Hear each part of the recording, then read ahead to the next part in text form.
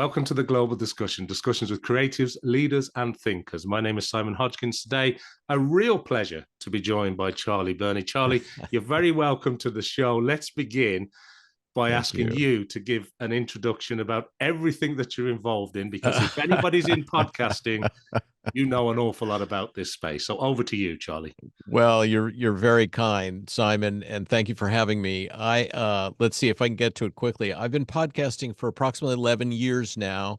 Spent about 25 plus years in real estate and a whole lot of other things at that time, tourism, golf, etc., and got into podcasting. I had been listening for a while, specifically a show called For Immediate Release, which is a gentleman in England and a gentleman in California who do sort of a B2B marketing podcast. Back in those early days, 15 years plus ago, I was listening to it for a month before I understand what they were talking about. And I've always felt that podcasts are a way to learn things, certainly to enjoy things. I listen to music podcasts and all different flavors. I call myself the chief listening officer here at Podville Media, our media company. And that means I try to listen to all, if possible, of the things that we produce and as much of other podcasts, other forms of media as I possibly can consume so that I can make sure that I understand what's going on out there, like any chef testing someone else's cooking. So I started out the normal way. I was listening to Ray Ortega and Pat Flynn talking about how to make a podcast. I had no idea. I'm an amateur musician, so I had a PA system, and I thought, well, that's probably all I need. And that wasn't all you need. That's all you need to make loud noises. So I started out that way, humbly, not really knowing the craft 11 years ago and learning as I went along. It might be interesting for your audience to know sort of where I began and how that came up with the idea of podcasting. I had left the job I had for 26 years and was looking for my next thing, and was offered by them an office, by my previous employer, an office in a co-working center. And that was a new term to me 11, say 12 years ago. I didn't really know what co-working was. I understood it pretty quickly.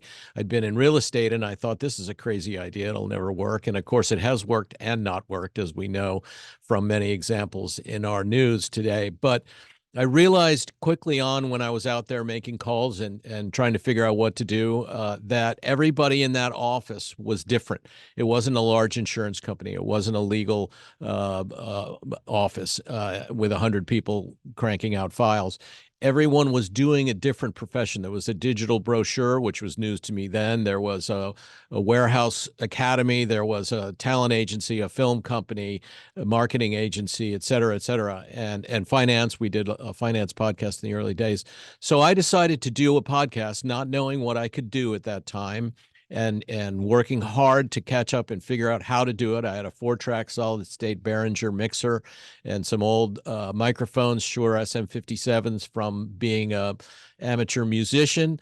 And I could tell a long story about how I finally understood what a good microphone can do for oneself, because I didn't figure that out for a few years. And set up a studio and started doing an interview show for the tenants of the co-working space, so that the co-working space in their weekly newsletter would have that interview to put in the newsletter. We weren't looking for anything other than content about the co-working space, so they could offer them a podcast to listen to and learn about the tenants. And then hopefully those tenants, the people who got the interview, would put it, I encouraged a lot then, and I would if I was still doing that show today, put it on your LinkedIn page, right? Put it on whatever social media you do have. And at that time, it was mostly Facebook, to be honest with you. I started an Instagram account for my podcasting business, which became Podcast Village, which became Podville Media. And we have today 3,000 followers, which isn't very much, but we don't get business through our Instagram account. It's through mostly our clients and word of mouth based on what we've done here. So I started podcasting. I'm embarrassed to say, Simon, I charged $60 for a show back then. I was just trying to get people in the door. And then one guy came by one day and said, what are you doing? And I talked him into it. And the financial guy that I mentioned out there said, what are you doing? And it just proceeded along that way. I finally met a local podcaster here in the Washington, D.C. area they had transitioned from what he calls terrestrial radio to a podcasting show. So they had a daily podcast that replaced this sort of four guys talking smack to each other radio show into a podcast. And I'd been listening to that radio show for a very long time. And we got together, and long story short, we partnered up. And then we took on the name that I had already established, Podcast Village. And then a few years later, when we were trying to get the trademark for that name, and there was some legal battles on that, we both said, look, we're not just doing podcasts anymore, because we had to pivot, as you said, a couple of times in the early days, and we're still pivoting today mostly because of coronavirus, but we had to add video media. And even before I partnered with Oscar, my business partner, we were doing video. I knew next to nothing about video, Simon. I just taught myself audio. So we went into video. Why? I did, and then we did because the clients demanded it, and they needed it. And as you know, I think what Tom Webster says is 50% of podcast consumption today is done through video forms, which is an amazing, amazing statistic. So we've evolved. This is our third location. We're actually moving to a new location. There's so much, I won't get into that. There's so much real estate uproar in Washington and in the whole world because of the not return to work, let's say, or the partial return to work. So we're looking at our options. We're actually adding some video capabilities to what we do at this time and pivoting again. Along the way, let's see if I can get to my book. I wrote a simple book. My father was in the hospital, and with a client of ours, Hilda. Hi, Hilda. We wrote a book called Podcasting Made Simple. It's around here somewhere. That is still on Amazon, but within a month, the Rodecaster Pro came out and made most of the things that I talked about in that book pretty much no longer needed. No one remembers what a mix minus setup is anymore because, frankly, Zoom, which we're on today, will give you 2 tracks, right? And we couldn't do that before. So we had to figure out a way to do that, and that was the mix minus. And so as soon as I'd written my book and illustrated it, it became slightly invalid. So I vowed if I ever wrote another book, I'd try to make it evergreen. During the coronavirus, again, I may be going on too long. I doodled one day what I call the yin yang microphone that you see on the cover of this book, because I had studied philosophy and Taoism in college, and it just made sense. And next to that, I scratched the Tao of podcasting, and I went about, as my dad would have said, I went about my business, applying my trade, and then I came back and did a few interpretive verses of the Tao Te Ching into the language and of podcasting. And I showed that 2.5 years ago to 2 people specifically who encouraged me so much that I went ahead and finished it. And then I'd been drawing, Simon, this whole time. I'm a doodler by trade, and I draw microphones, and I draw the people in the studio, and I draw the mixing boards. I don't know why. And I never had a plan for it. But if you've ever read the Tao Te Ching, it's often accompanied by calligraphy, brush strokes, which is what it was written in originally about, let's say, 3,000 years ago. And I was casting about for calligraphy to put in the book, and I thought this was hard because I couldn't do it, and I wanted to do it by hand. And I thought, well, I got these 100+ drawings. Why don't I just put them in the book? So it kind of tells, if anyone in the audience is interested, the Tao of Podcasting is available on Amazon. That's a whole nother story, figuring KDP out. And I put my illustrations in there, which sort of tell a second story about my podcasting journey. So we've grown. Oscar and I now work with a whole lot of high-profile clients. We're sort of a high-end production studio, if you'll forgive me for saying that. We do social media content based on the long form. We do so many different clients. One, which is very interesting, the White House Historical Association. It's very nonpartisan, but some fascinating stories about former presidents and the architecture and the interior of the White House. Absolutely interesting show for anybody who's a history buff. And continue to produce with clients like ESPN, and try to make a difference and try to fly our trade as podcasters. And I should probably stop there. I could listen to you all day, Charlie, and I know you'd let me. But it's wonderful, and I love just coming back to the illustrations in the book for a second. I love yes. the illustrations, or as they're kindly referred to, the pod sketches, right? The pod sketches. Thank you. Yeah. You've gotten it completely here. I don't know if that Yeah, makes we can sense. see I'll them show for some people of them. watching it. Yeah. Yeah, they can see Yeah. them there. Yeah. And obviously they Yep. need to run off to Amazon as quickly as they can and get a copy. Oh, please Um, do. but thanks for taking us through the journey from Podville Sure. Podcast Village to Podville Media today. Yeah. And it was interesting as you were talking. I was thinking about people starting podcasts today. You know, they might just talk into a smartphone, then eventually they'll buy a mic, directional mic or a Right. condenser, and Right. mixers come into it, and then some fancy soundproofing, and then ultimately you end up at the very top podcasters. They end up with a studio, right? So you Right. need that face to face studio recording type thing happening. Right. And it's very interesting because you started off saying, look, we were learning, we were sort of Oh low boy. end when we started, but today you're working with really successful brands, Yeah. really interesting customers and clients. It's fascinating. Truly. I've had some great discussions with people in the podcast production space over the years, and I've been like astounded at. On one hand, it's this media that it's quite cost effective to get into these days compared to what it was years ago. But to Yes. produce a proper high end podcast still costs money, doesn't it? It does. It does. There's no getting around it. You can do it with a phone, of course, but even with AI, it's going to sound like you did it with a phone. There are several that I listen to that we don't produce that still sound like it's being done in a bathroom. And often, perhaps it is. I spoke to someone who got some advice from me a few years ago, and I finally called her up one day and I said, "What are you doing? It sounds awful. Your content is fine. I love you." And she got back to me a day later and she said, "I had the microphone turned backwards." And I don't know how she managed to do that. Maybe it was a snowball. I don't know, but it sounded immediately better. But you're absolutely right. You get what we've discovered is there are clients, and they told us this first.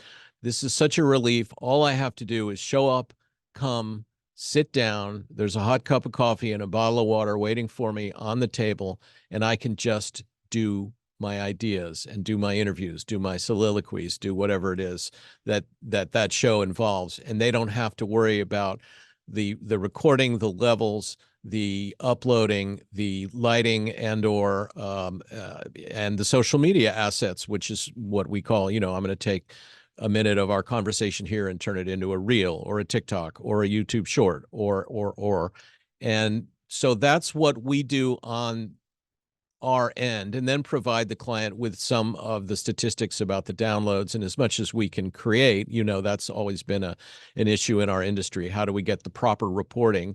And we continue to work on that. We're working now with a company called Casted that is giving us actionable data that we've really never had before on the numbers of listening and what matters and where they're listening and how long, et cetera, those kinds of things, and in much more detail than I can probably describe to you. But it has been a journey sort of creating that environment where the podcaster who just wants to do the podcast, the writer who just wants to write, will hire someone else to do the cover of the book, will hire someone else to do the uploading or do the formatting, if you will. And that's what we're doing for our clients, is trying to create a good environment. We have a whole office that looks really nice when you come in, and they're proud to bring their clients in. It's not what I started out in 11 years ago, which was a round formica table in a studio that was not soundproofed, so everybody on either side of me at launch workplaces could hear every word. I could hear when their phones rang. I finally insulated one wall, but I could still hear the conversations through the other wall, and that was 8, 9 years ago. And they want to come into a studio where they feel it's a studio. My father taught me, when I worked with him many years ago, about the sense of arrival. And if you show up someplace and it looks the part, then you will feel immediately comfortable. If you showed up here and it looked like a cubicle, which is what it did in the beginning, and I left my door open all the time, so people would say, "Huh, what are you doing in here? You don't look like everybody else." So it's a bunch of those things. And real quick, I wanted to get back to the name. We went from Podcast Village to Podville Media because at that time it had already transitioned to so much video work that just keeping the name podcast sort of was not as powerful as we wanted, because we were doing more than just podcasting. So Podville Media has been a great name for us, and part of that story that I just told about sort of the sense Yeah. of arrival, And thanks for sharing that, Charlie. It's so good to hear that. And it's interesting when you mentioned video earlier and you were talking around that sort of, maybe half the people who are listening in inverted commas to Yeah. podcasts today are actually watching a video stream or half Yeah. watching it and just Or listening to half it on watching. Very well said. YouTube, Yeah. Spotify. You can upload lots of different platforms, Amazon to Right. some degree. We've at the time of recording, we've got Google Podcasts going away and YouTube Yeah. trying to do something every other day with their YouTube music and their Right. podcasts on YouTube playlists and stuff. So Right. who knows where we'll end up? But I just wanted to ask you about video. Do you think it's Sure. essential today to have video in the podcast? Have the days of just recording audio gone, or is there still a place for good audio? To answer quickly, I think there's still a good place for audio, because we're still exercising, walking our dogs, cooking, driving, sorting things at the same time, going through our desks, etc. I'm a little old school, but I absolutely think there's a place for pure audio still, and we have clients that still do pure audio, and I don't really think that will go away. I must admit to being somewhat surprised as to how we've gotten to 50% of consumption through video. I know from some of the things I was doing before podcasting, I knew that video was going to be important for all businesses, period, and that we weren't going to get our way around it. And but I have to tell you, my personal opinion is that the pure audio will never go away. And I think that's because we can exercise, et cetera. Now, I guess you could exercise and watch a video, but and there's plenty of TVs in gyms and fitness centers to prove my point. However, I think that pure audio will not go away. I think that we will see and continue to see an increase in video and audio for podcasting. But I have some clients who just don't need it. We have some clients who just don't need it.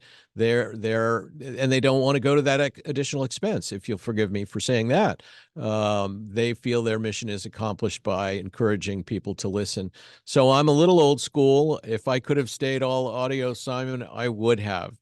It was a simpler world and I understood it. I can't really edit video. I did it in the beginning, but it was too hard to teach me how to do that. There was so much there to learn, that I had to make my first hire. If Sarah Fernandez, if she ever hears this, I miss you. And she's gone on to other things. But I loved working with her because she had learned in college how to edit video, and I could watch her fingers fly across the keyboard for those early edits that we were doing together in that little studio. I do think there will be a place. I think there will always be a place for pure audio, and always be clients for pure audio. Yeah, thanks, Charlie. And obviously, the media side of Podville Media now, it's more than audio and video. It's this whole wrap of assets now, isn't it? That brands Yeah, need. They need, as you say, they need that TikTok or YouTube short. They need the yeah, asset. They need yeah. the clip, the snippet. Um, do you find that your clients come to you today with a fully formed idea, or is there an element of consultancy required because they're not quite sure what they need? They just want to get into it. What is it like at the moment? Well, okay, I'll try to be a little brief. The client sometimes comes with a fully formed idea. Yes. However, I would say that it always benefits some form of consultancy on the idea, because we've been doing this for 10 years and the client doesn't always know exactly how that pans out, how that works. So it will be refined. Some clients come with a germ of an idea and we help them fill that out. And that can take, oh gosh, a couple of hours, 4 hours to really get to that point and make the client understand what those goals really are. because sometimes the client's goals change as we have these discussions and talk about what the repercussions of the show and the audience will want.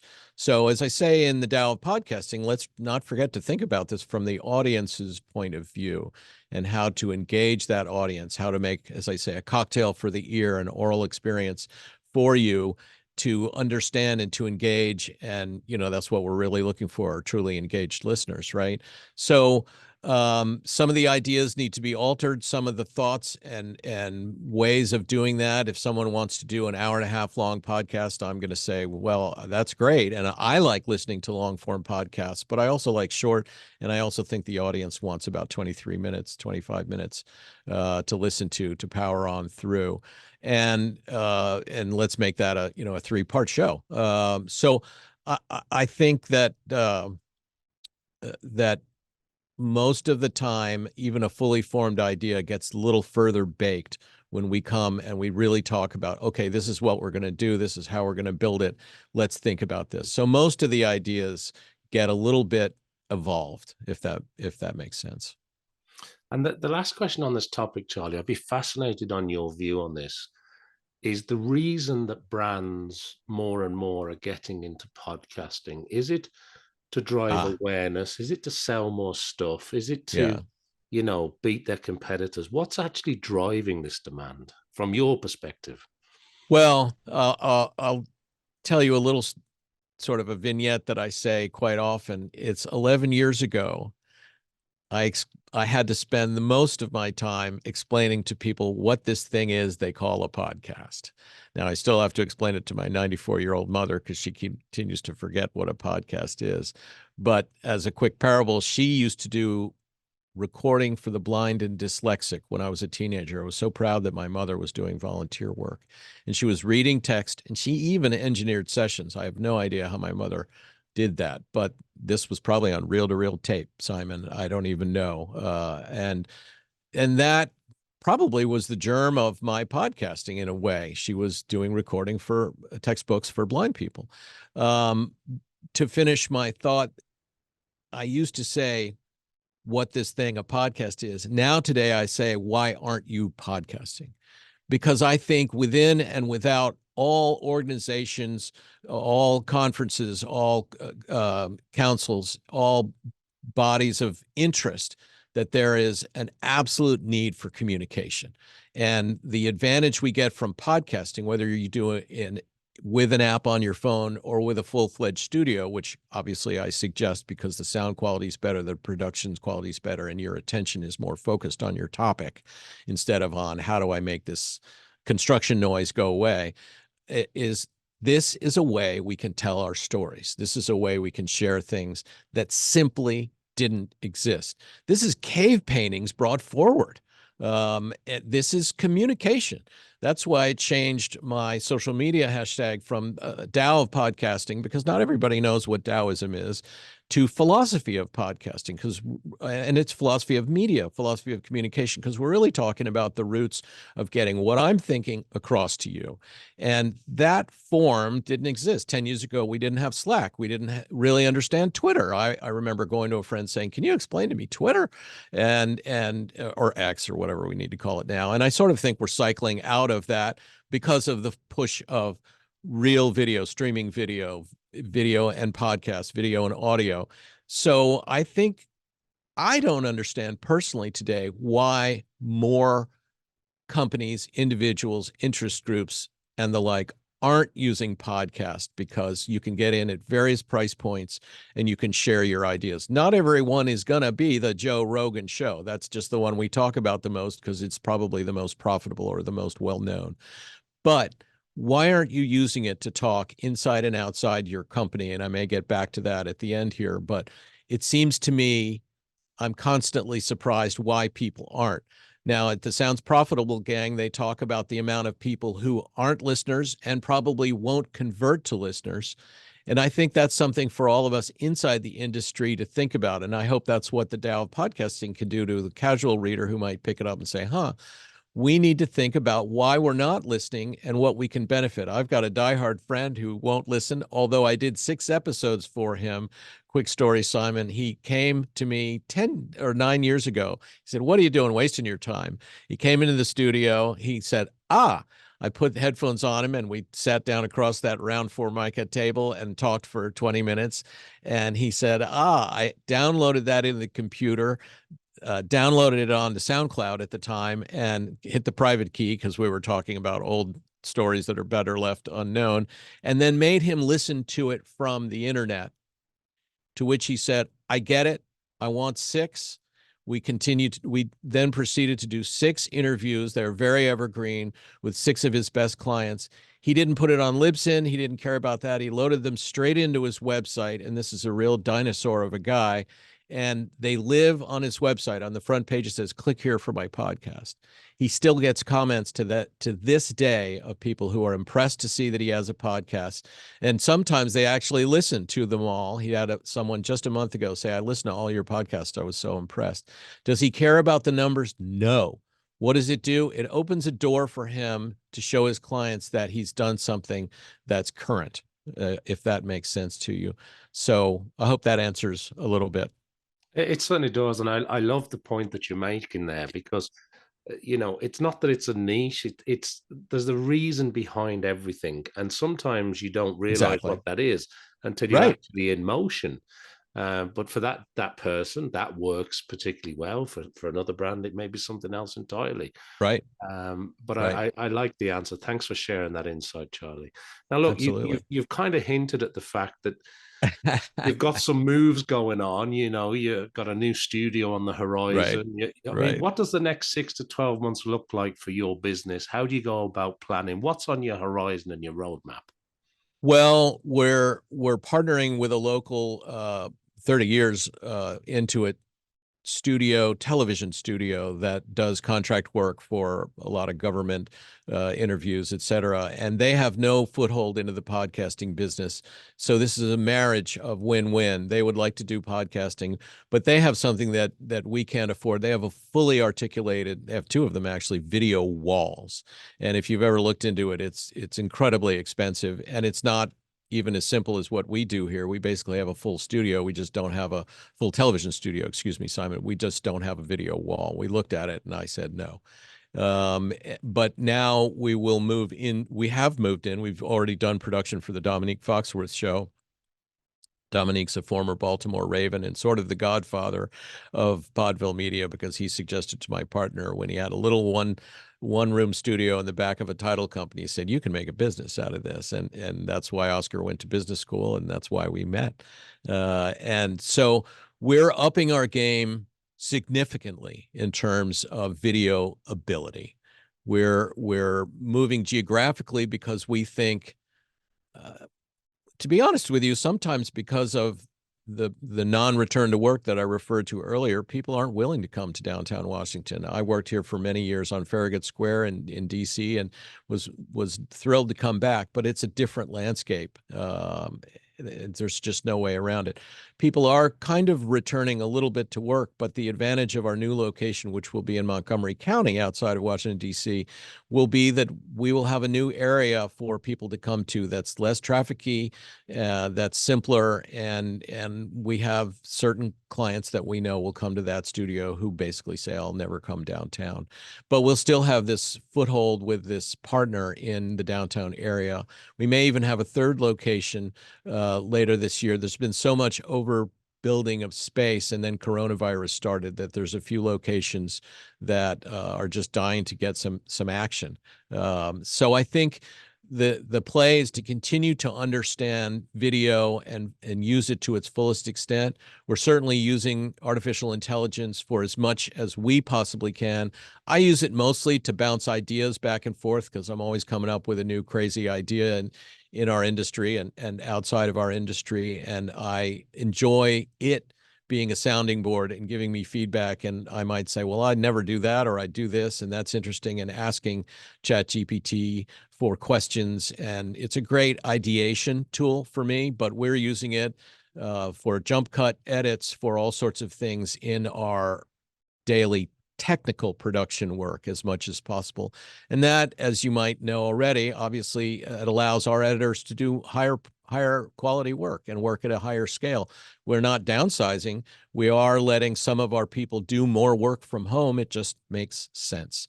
And as long as we've learned and we have how to manage that appropriately, I'm an old school guy. I wish everybody was here every day. And I like coming into the office, but it's just not as necessary as it was, and it's more efficient. Many people work more efficiently from home. One of our main administrators, who's really, I couldn't do without her, she said, I won't work for you if I have to come in every day. I simply won't. So it makes so much sense. And we have to change. We've pivoted so many times. I've pivoted. Oscar and I have pivoted so many times from the beginning that I can't even remember them all now. But we have to use AI. We have to learn what our clients want, and how we can grow in that paradigm is what we will always be trying to listen. That's part of being a chief listening officer. That's part of why Oscar looks at TikTok and sends me ones in the middle of the night. He said, here's something we ought to look about. We're always trying to anticipate as much as we can what the next trend will be. To get back to the social media assets, the first day that Instagram stories came out, we were producing a show for former Washington football team player Santana Moss, and we produced stories that afternoon because we need to be responsive to what the public is following and what the next trends are. I don't know what the fate of TikTok will be here in the States. I don't even fully understand how they can pass that legislation, but if it does happen, we'll have to change and morph. I think today's most commonly consumed form of content might just be the YouTube short for today. Yeah, But I interesting. Yeah. don't know that it will be the YouTube short. It might be the YouTube long. It might be the next thing. But we have to keep our ear to the ground and understand what the client needs and wants. Now, the client doesn't always know what the client needs and wants, as we touched on earlier, but it's a partnership, right? We're not working to just go and do your job and move on and not work with you. We would like to have partners for life. And some of them have been with us. Gosh, Ann Pasmatic has been with us since the very beginning of our Glover Park studio, and has produced hundreds and hundreds of episodes of her show. It's called the Power Station. It's about community involvement, community understanding. And I've learned so much from that show. So we like to have partners that, we keep forever if possible. Well, it's so great, and what a great testament to have partners that are with you that length of time. I mean, that speaks volumes in itself, but also what an exciting time, isn't it? I know it Yeah, changes and I know it morphs, it and sure does. Yeah. but what an exciting time, and this new sort of adventure that you're on now, and this new sort of partnership approach that you're doing, and this huge, television aspect, video aspect to Yeah. the business now. I mean, it really is fantastic, from where you were maybe 10, 11 years ago, Oh my right? gosh, it's So, unrecognizable. yeah. Are you still getting time to pick up the mandolin from time to time? Is that still I, happening?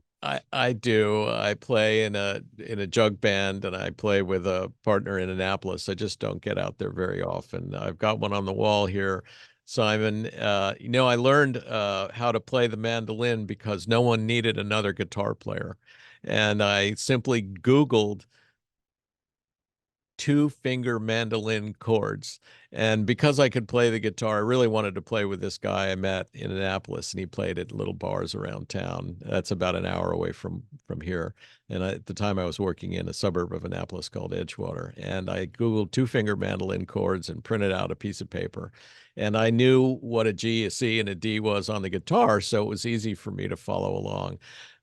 But if you follow me or my TikTok philosophy of podcasting, sometimes on Fridays, I will post some of our music, and it's a lot of fun. Jerry and I have been playing together for, I don't know, more than 10 years. And so we know how to end a song at the same time. There's not enough time, to be honest with you. I thought naively in podcasting I'd have all this extra time to play music with my friend Jerry and the jug band, and there really isn't any extra time to play at all. But it does happen, and you're very kind to ask about it. Yeah, it's an important part Oh, of my life. I thanks, learned to Charlie. play guitar from my dad. So I'm glad to hear that. Yeah. And look, talking about time, before we run out of time, is there Okay. anything else that you'd like to share, maybe re-emphasize, or anything maybe we haven't touched on that you'd like to share with our worldwide audience? And secondly, and really Yep. importantly, if people want to get the book, find out more about Podville Media, Oh, you're connect so with kind. the Yeah. chief listening officer, where do you want to point people to? Well, Podville Media is simply Podville, Podville, Media, media.com. And that's how to find us. We need to rebuild the website again. We've had 5 websites since I started, and it's a never-ending thing. Just makes me roll my eyes just because we've done it so many times. And I wish we didn't have to. Podville Media is how to find us, look at some of our clients if you drag down to the bottom and take a quick look at us, although we've evolved quite a lot since we did build that, which is probably 3 or 4 years ago now. Good heavens, Simon. You can find me on Instagram, Charlie Birney, Charlie. I think I just hit 1,000 followers. My God, I don't know why we care about these numbers, because maybe it's 9.99 right now. There's a few bots in there, I'm pretty sure, Simon. On TikTok and Instagram, I post my illustrations and my thoughts about the philosophy of podcasting and media under the name Philosophy of Podcasting. I'd love to get a few more followers there. I try to post very regularly on those platforms passages from the book and some of the musings and thoughts that I have.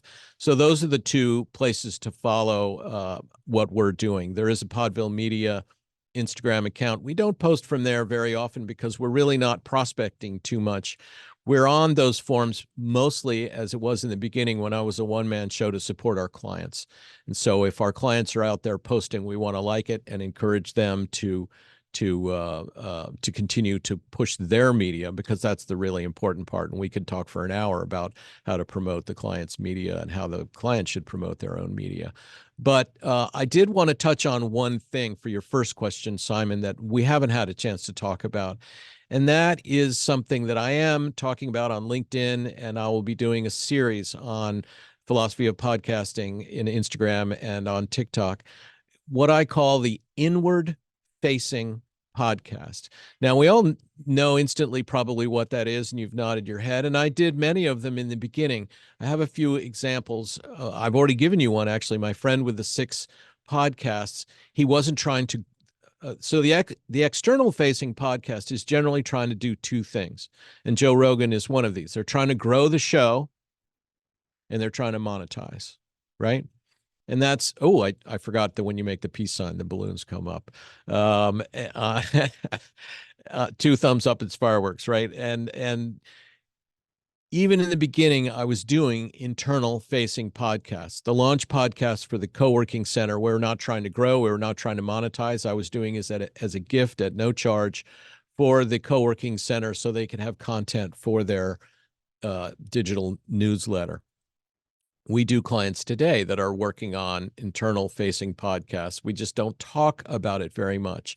I know that a great many of the social media, podcast influencers talk about growing the show. I follow a podcast called Grow the Show, and monetization, and certainly the Sounds Profitable group, which is a wonderful show and a wonderful resource for our industry. They talk about how to monetize your podcast almost exclusively, and trends and the infinite dial, et cetera. But what we don't talk about is the IFP, the inward-facing podcast. So I'm trying to stand on a wooden box and talk about that a little more, because I think, getting back to something we said earlier, why aren't all companies and institutions, collections, interest groups using podcasting? I think there's something that's not really acknowledged. When I made a post about this about a month ago on LinkedIn, I had, for me, quite a large response. People said, I never thought about that. And people said, what do you mean? And I'm even having a meeting today where Mark and I are talking about doing sort of a Zoominar for his client base, talking about inward-facing podcasts. I'm preparing a little 5-page digital handout about it. What do I mean? These are the shows that are just meant for communicating within a group, within an organization, just for the purposes of creating better harmony, better knowledge, better communicating of ideas. Case in point, there's a ride-sharing company that you all know. I'll just leave their name out of it so I won't get in trouble. They came to us in Glover Park, my second office, and they wanted to rent our studio one afternoon to do a show. They'd had some meetings on Capitol Hill, and they wanted to create a program to talk to their drivers about the nomenclature that they wanted to use, about some of the ways that they need to know about their clients. So they do a show, not for you and not for me as writers, but for the drivers. Now, that audience might grow, obviously, when you have more drivers, but they're not worried about growth and or monetization. They're just trying to communicate within an organization. There are a lot of examples of this, not to mention my friend with the Six podcast on his website. But I recently had about an hour and a half meeting with a friend of mine who works in Switzerland with an international organization that deals with refugees. She's trying to provide an alternative to the 20-plus page white paper, which is what they disseminate. It is very proprietary. It is not meant to go out to the public at all. But what would be better than offering a choice, Simon, instead of here's the 20-plus page, 40-plus page paper? Let's offer them a choice. Here's the paper. We also have this in 3 15-minute episodes where Charlie and Simon talk about it and explain what's going on. So then you've given your captive group a choice of reading, which many of them may still want to do. There's no problem with that, printing it out, taking notes, or listening as they're driving, as they're cooking, as they're working out. So I don't see why more organizations aren't using podcasting, not necessarily video podcasting in this case, but podcasting, voice podcasting for communication within an organization. We already have the ways to disseminate this, let's just say Slack or other ways of communicating whatever you're doing within the organization that make it very easy to send out that material. I did a video series at my old job. I was running their philanthropy arm, and every time someone really did a lot of community work, I would do a 3 or 4 minute video of that person talking about their grant work, and I would just disseminate that inside the organization. Now, if you watched it outside, that was fine. It wasn't proprietary or hidden, but it was for the other people in that group, which had 5 locations and a couple hundred employees, to see what this person had done, hopefully encourage other people to do community good works.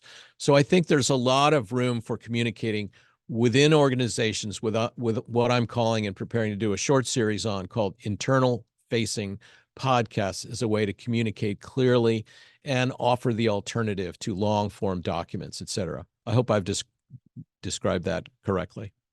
I really like it. I love it. In fact, I think it's so interesting. I was talking to a lady in the Asia Pacific area of the world who was talking about indie podcasts and how there is so much good quality content, but maybe doesn't, you mentioned the Joe Rogans of the huge things out there. And then there are, you mentioned Brian and Sounds Profitable and Pat Yep. Flynn, and there's some Yep. really great people in the industry. Oh, But this inward, facing podcast that has a particular requirement, it fills a particular need. I It's a think so. direct communication for a Yeah. particular audience and a Yeah. particular requirement. I think that's really, really fascinating. So thanks very much for sharing that, Charlie. My pleasure. My pleasure. I really enjoy talking about it because Yeah. I've been doing it for a while. Real quick, another anecdote, which is kind of ironic at the end.